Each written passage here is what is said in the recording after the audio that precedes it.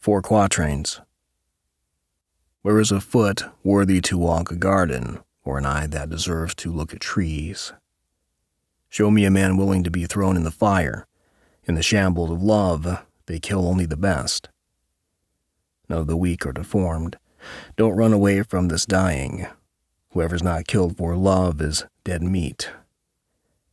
Tonight, with wine poured and instruments singing among themselves, one thing is forbidden, one thing, sleep.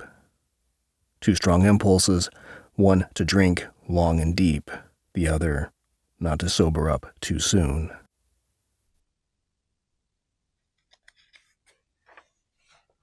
Much madness is divinest sense.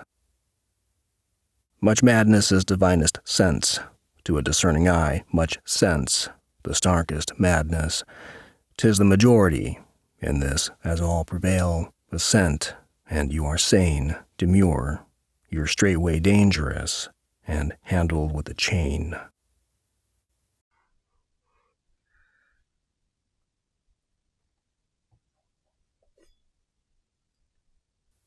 From Notebook of a Return to the Native Land. I would rediscover the secret of great communications and great combustions. I would say storm. I would say river. I would say tornado. I would say leaf. I would say tree. I would be drenched by all rains, moistened by all dews. I would roll like frenetic blood on the slow current of the eye of words, turned into mad horses, into fresh children, into clots and vestiges of temples, into precious stones, remote enough to discourage miners. Whoever would not understand me would not understand any better the roaring of a tiger. Bread and Wine, Part 7.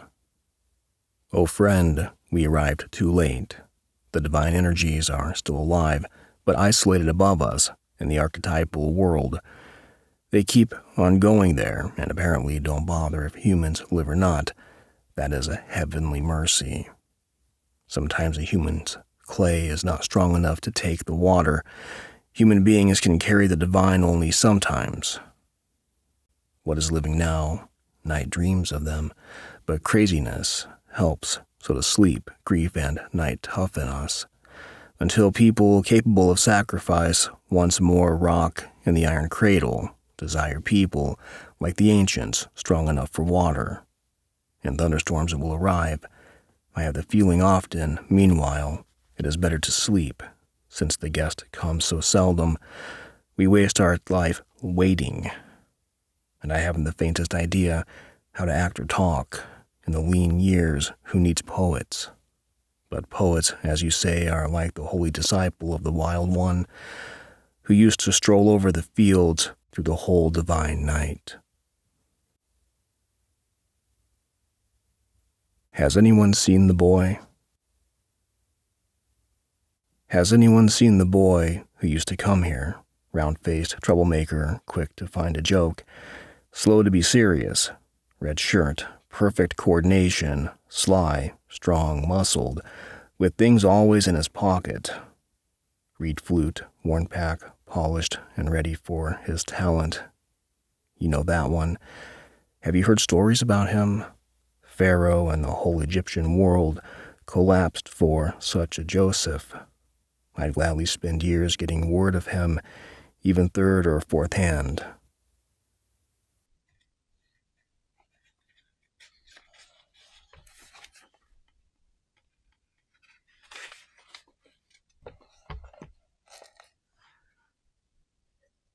From Proverbs from Hell.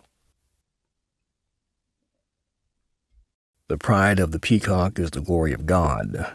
The lust of the goat is the bounty of God. The wrath of the lion is the wisdom of God. The nakedness of woman is the work of God. The roaring of lions, the howling of wolves, the raging of the stormy sea, and the destructive sword are portions of eternity, too great for the eye of man. The tigers of wrath are wiser than the houses of instruction. You never know what's enough unless you know what is more than enough. What is now proved was once only imagined. Improvements makes straight roads, but the crooked roads without improvements are roads of genius. Sooner murder an infant in its cradle than nurse unacted desires.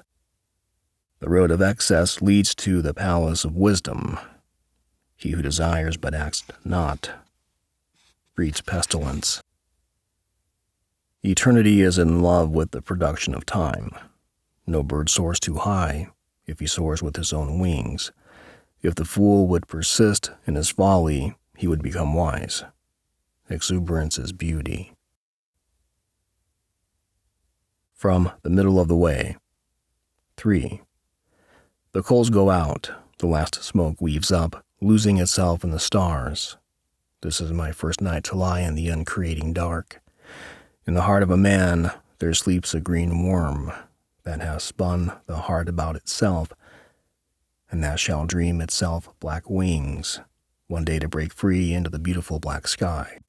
I leave my eyes open, I lie here and forget our life.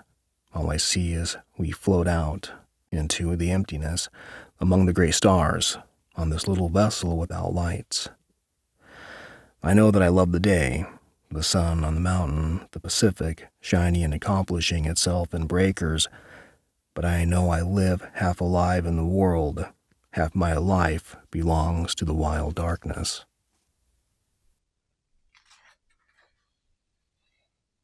In wild mallard thought. In literature, it is only the wild that attracts us. Dole is but another name for tameness. It is the uncivilized, free, and wild thinking in Hamlet and the Iliad, in all the scriptures and mythologies, not learned in the schools, that delights us. As the wild duck is more swift and beautiful than the tame, so is the wild, the mallard, thought, which, mid falling dews, wings its way above the fens. A truly good book is something as natural, and as unexpectedly and unaccountably fair and perfect as a wildflower discovered on the prairies of the West or in the jungles of the East. Genius is a light which makes the darkness visible, like the lightning's flash, which perchance shatters the temple of knowledge itself, and not a taper lighted at the hearthstone of the race, which pales before the light of common day. The wild man comes to the monastery. There was a time when I thought sweeter than the quiet converse of monks, the cooing of the ringdove flitting about the pool. There was a time when I thought sweeter than the sound of a little bell inside me, the warbling of the blackbird from the gable and the belling of the stag in the storm. There was a time when I thought sweeter than the voice of a lovely woman beside me, to hear at maidens the cry of the heathen of the moor. There was a time when I thought sweeter the howling of wolves than the voice of a priest indoors, baying and bleeding. Though you like your ale with ceremony in the drinking halls, I like better to snatch a drink of water in my palm from a spring. Though you think sweet yonder in your church the gentle talk of your students, sweeter I think the splendid taking the wolves make in Glen McBulkane. Though you like the fat and meat which are eaten in the drinking halls, I like better to eat a head of clean watercress in a place without sorrow. From Song of a Man Who Has Come Through. Not I, but the wind that blows through me. A fine wind is blowing the new direction of time. If only I let it bear me, carry me, if only it carry me. If only I am keen and hard like the sheer tip of a wedge driven by invisible blows. The rock will split, we shall come at the wonder, we shall find the Hesperides. What is the knocking? What is the knocking at the door in the night? It is somebody wants to do us harm. No. It is the strange angels. Admit them. Knowing nothing shuts the iron gates. Knowing nothing shuts the iron gates. The new love opens them. The sound of the gates opening wakes the beautiful woman asleep. Kabir says, fantastic. Don't let a chance like this go by. Little Infinite Poem. To take the wrong road is to arrive at the snow, and to arrive at the snow is to get down on all fours for 20 centuries and eat the grasses of the cemeteries. To take the wrong road is to arrive at woman, woman who isn't afraid of light, woman who murders 2 roosters in 1 second, light which isn't afraid of roosters, and roosters who don't know how to sing on top of the snow. But if the snow truly takes the wrong road, then it might meet the southern wind, and since the air cares nothing for groans, we will have to get down on all fours again and eat the grasses of the cemeteries. I saw 2 mournful wheat heads was burying a countryside of volcanoes, and I saw 2 insane little boys who wept as they leaned on a murderer's eyeballs. But 2 has never been a number, because it's only an anguish and its shadow. It's only a guitar where love feels how hopeless it is. It's the proof of someone else's infinity, and the walls around a dead man, and the scourging of a new resurrection that will never end.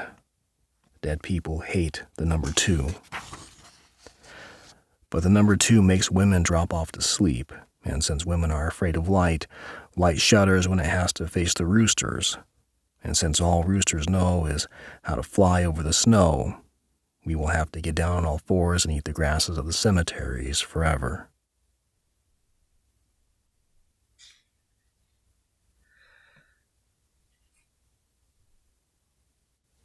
The Wild Old Wicked Man. Because I am mad about women, I am mad about the hills, said that wild old wicked man who travels where God wills. Not to die in the straw at home, those hands are close as these eyes. That is all I ask, my dear, from the old man in the skies. Daybreak and a candle end. Kind are all your words, my dear. Do not the rest withhold. Who can know the year, my dear, when an old man's blood grows cold? I have what no young man can have because he loves too much. Words I have that can pierce the heart, but what can he do but touch? Daybreak and a candle end. Then said she to that wild old man, his stout stick under his hand, love is to give or withhold, is not at my command. I gave it all to an older man, that old man in the skies. Hands that are busy with his beads can never close those eyes. Daybreak and a candle end. Go your ways, oh, go your ways. I choose another mark. Girls down on the seashore who understand the dark. Bawdy talk for the fishermen, a dance for the fisher lads. When dark hangs upon the water, they turn down their beds. Daybreak and a candle end. A young man in the dark am I, but a wild old man in the light, that can make a cat laugh or can touch by mother wit, things hid in their marrow bones from the long passed away, hid from those warty lads, by their bodies lay. Daybreak and a candle end. All men live in suffering. I know as few as can know, whether they take the upper road or stay content on the low, rower bent in his rowboat or weaver bent at his loom, horseman erect upon horseback or child hid in the womb. Daybreak and a candle end. That some stream of lightning from the old man in the skies can burn out that suffering no right taught man denies. But a coarse old man am I choose a second best. I forget it all the while upon a woman's breast. Daybreak and a candle end.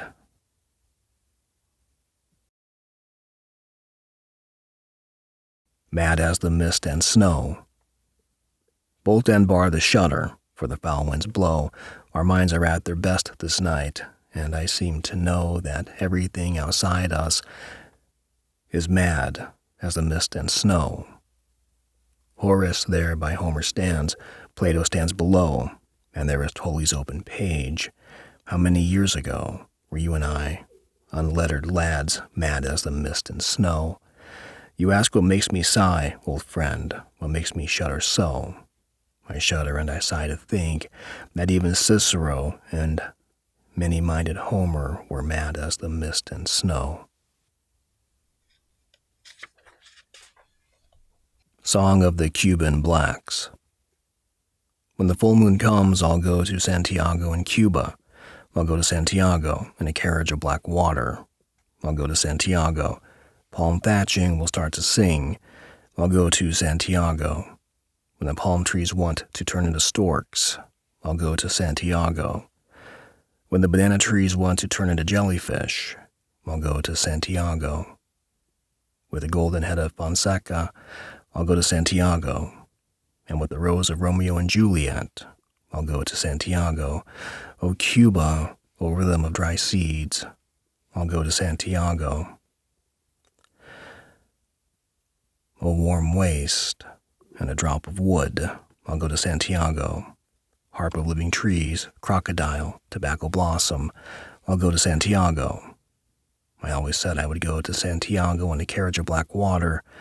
I'll go to Santiago. Wind and alcohol on the wheels, I'll go to Santiago. My coral in the darkness, I'll go to Santiago. The ocean drowned in the sand, I'll go to Santiago. Whitehead and dead fruit, I'll go to Santiago. Oh, wonderful freshness of the cane fields, oh Cuba, ark of sighs and mud, I'll go to Santiago. Advice. Someone dancing inside us learned only a few steps, the do your work in 4/4 time, the what do you expect waltz. He hasn't noticed yet the woman standing away from the lamp, the one with the black eyes who knows the rumba, and strange steps and jumpy rhythms from the mountains in Bulgaria. If they dance together, something unexpected will happen. If they don't, the next world will be a lot like this one.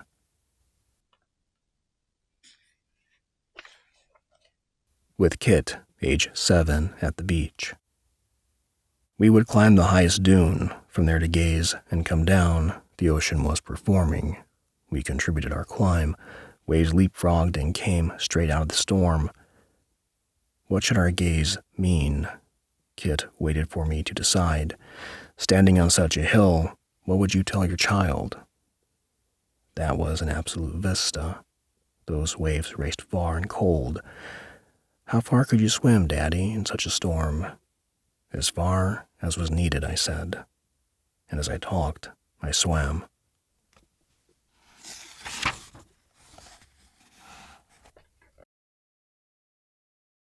A story.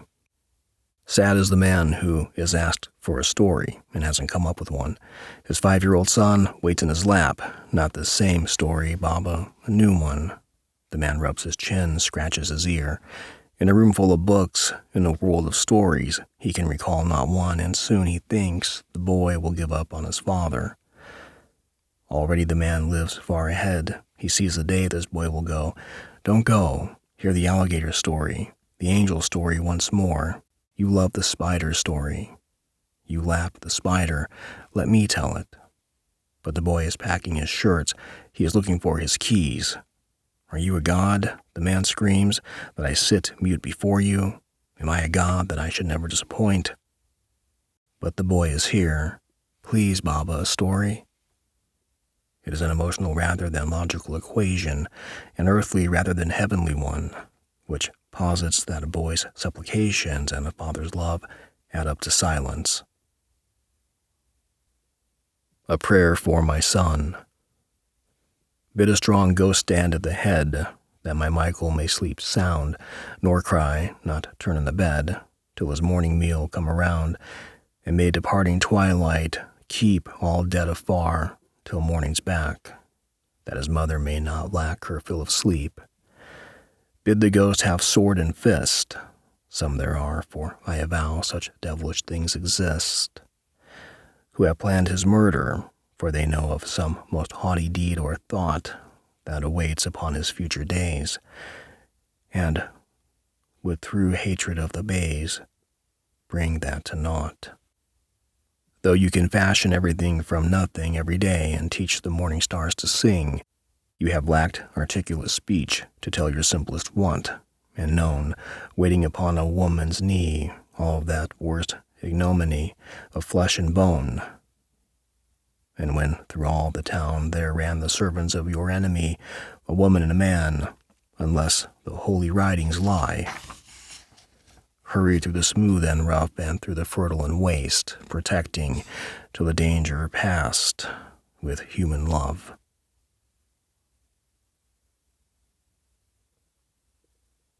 On the beach at Fontana.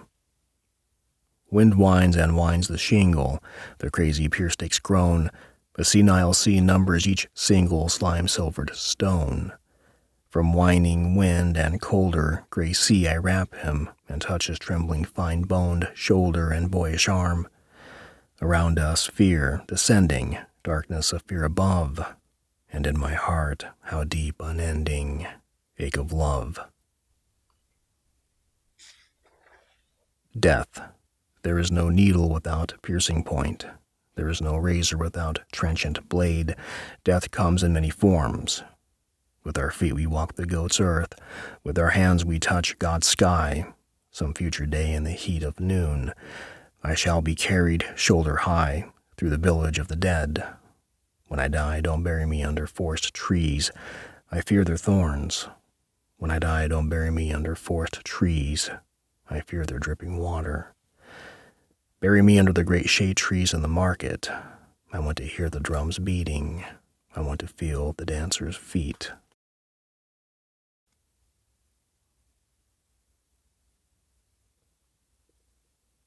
The Indian Serenade. I arise from dreams of thee in the first sweet sleep of night, when the winds are breathing low and the stars are shining bright. I arise from dreams of thee, and a spirit in my feet hath led me, who knows how, to thy chamber window, sweet.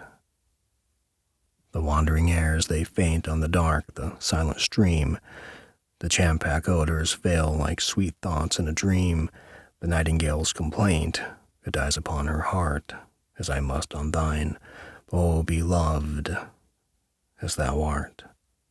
O lift me from the grass, I die, I faint, I fail. Let thy love in kisses rain on my lips and eyelids pale. My cheek is cold and white, alas. My heart beats loud and fast, oh, press it close to thine again, where it will break at last.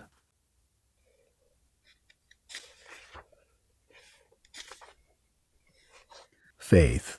The word faith means when someone sees a dewdrop or a floating leaf and knows that they are because they have to be. And if you dreamed or closed your eyes and wished, the world would still be what it was, and the leaf would still be carried down the river. It means that when someone's foot is hurt by a sharp rock, he also knows that rocks are here so they can hurt our feet. Look, see the long shadow cast by the tree, and flowers and people throw shadows on the earth. What has no shadow has no strength to live. From Song of Myself. I celebrate myself and sing myself, and what I assume you shall assume, for every atom belonging to me as good belongs to you. I loaf and invite my soul. I lean and loaf at my case, observing a spear of summer grass. My tongue, every atom of my blood, formed from the soil, this air. Born here of parents, born here from parents the same, and their parents the same. I, now 37 years old, in perfect health begin, hoping to cease not till death. Creeds and schools in abeyance, retiring back a while, suffered at what they are, but never forgotten. I harbor, for good or bad, I permit to speak every hazard, nature without check, with original energy. Across the swamp. It is the roots from all the trees that have died out here. That's how you can walk safely over the soft places. Roots like these keep their firmness, It's possible they've lain here centuries, and there are still some dark remains of them under the moss. They are still in the world and hold you up so you can make it over. And when you push out into the mountain lake, high up, you feel how the memory of that cold person who drowned himself here once helps hold up your frail boat. He, really crazy, trusted his life to water and eternity.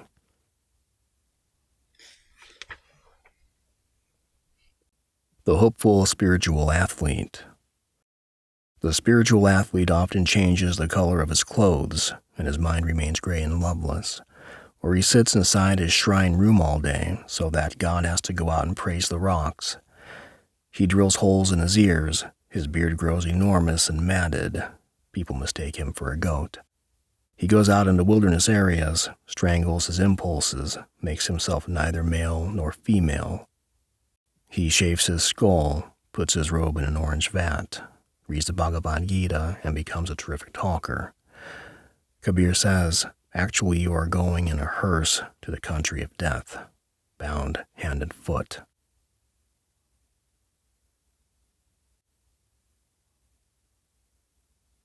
How much is not true?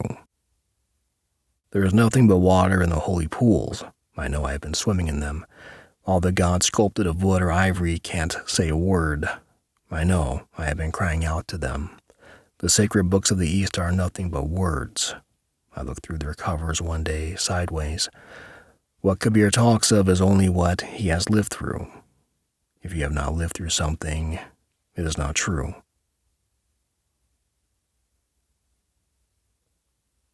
The twins. Good and bad are in my heart, but I cannot tell you, for they are never apart. Which is better of the two? I am this, I am the other, and the devil is my brother. But my father, he is God, and my mother is a sod. I am safe enough, you see, owing to my pedigree. So I shelter love and hate like twin brothers in a nest, lest I find when it's too late that the other was the best. Hatred.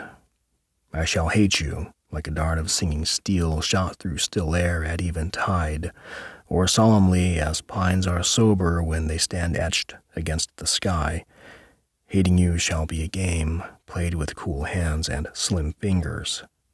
Your heart will yearn for the lonely splendor of the pine tree, while rekindled fires in my eyes shall wound you like swift arrows. Memory will lay its hands upon your breast, and you will understand my hatred.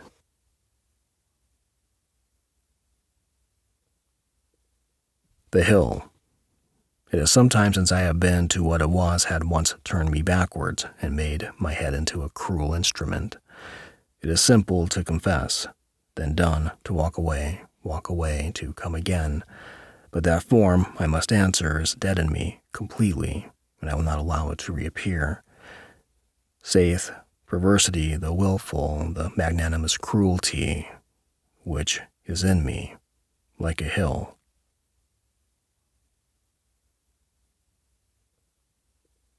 The anger that breaks the man into children. The anger that breaks the man into children, that breaks the child into equal birds, and the bird afterward into little eggs. The anger of the poor has one oil against two vinegars. The anger that breaks the tree into leaves, the leaf into unequal buds, and the bud into telescopic grooves. The anger of the poor has two rivers against many seas. The anger that breaks the good into doubts, the doubt into three similar arcs, and the arc later on into unforeseeable tombs. The anger of the poor has one steel against two daggers. The anger that breaks the soul into bodies, the body into dissimilar organs, and the organ into octave thoughts. The anger of the poor has one central fire against two craters.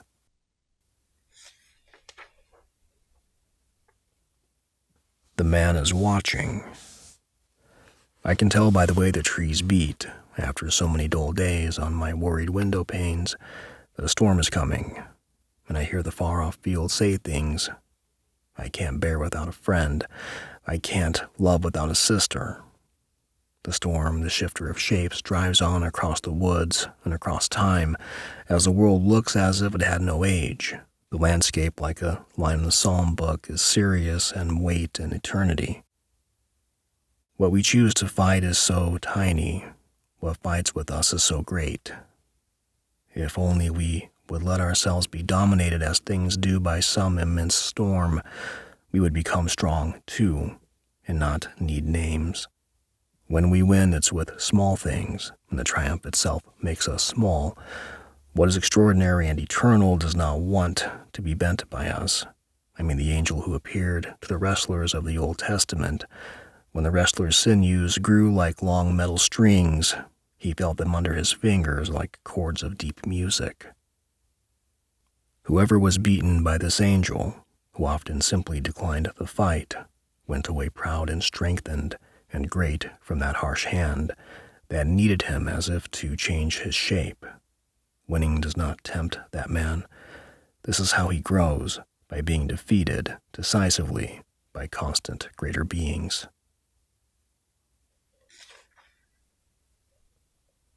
Fire on the Hills. The deer were bounding like blown leaves under the smoke in front of the roaring wave of the brush fire. I thought of the smaller lives that were caught. Beauty is not always lovely. The fire was beautiful. The terror of the deer was beautiful. And when I returned down the black slopes after the fire had gone by, an eagle was perched on the jag of a burnt pine, insolent and gorged, cloaked in the folded storms of his shoulders. He had come from far off for the good hunting. With fire for his beater to drive the game, the sky was merciless, blue, and the hills merciless black, the somber feathered great birds sleepily merciless between them. I thought painfully, but the whole mind. The destruction that brings an eagle from heaven is better than mercy.